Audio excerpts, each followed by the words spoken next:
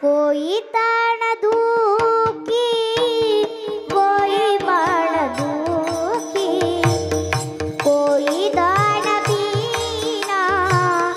रहत उदास कोई ताण दुखी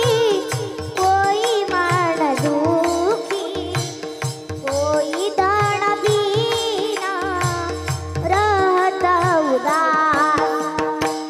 कोई